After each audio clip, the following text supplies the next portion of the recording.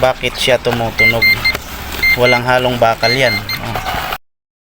Panoorin nyo to mga idol, baka may idea kayo.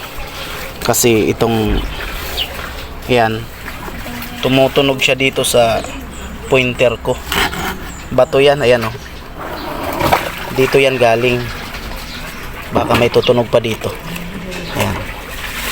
Ayan o, tumutunog. Dito galing yan. May mga portion lang siya dito sa bato na to na tumutunog. Ngayon yung mga tumutunog na yan, kinuha ko, dinurog ko. Ayan na yun.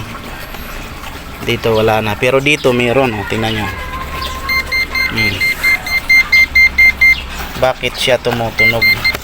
Walang halong bakal yan. Talagang pulbos yan. Baka may idea kayo kung ano ito.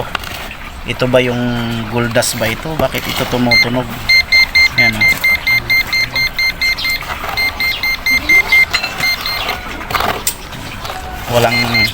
Walang daya yan o.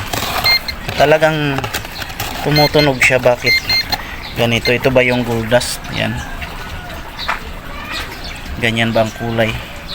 At saka yung bato na ito, nandito lang to sa gilid ng bahay namin, malaki.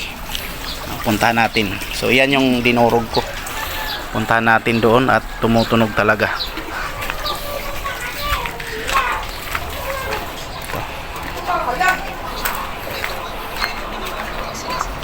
Tumutunog to eh.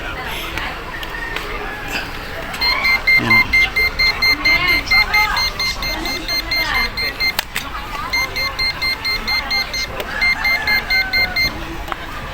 Pero may portion siya na hindi rin tumutunog.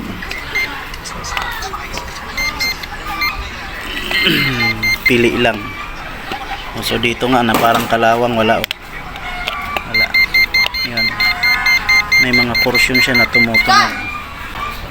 Dito tutunog siya.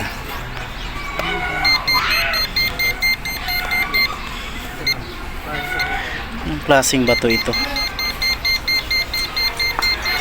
Yan siya. So ini idea sa inyo dyan, baka yung mga expert sa ganyan. Tapos akala ko na kulay dilaw yung gold dust. Hindi naman siya dilaw eh. Kulay siya brown, parang chocolate brown. Ayan o. So baka may idea kayo kung paano ang tamang proseso dito.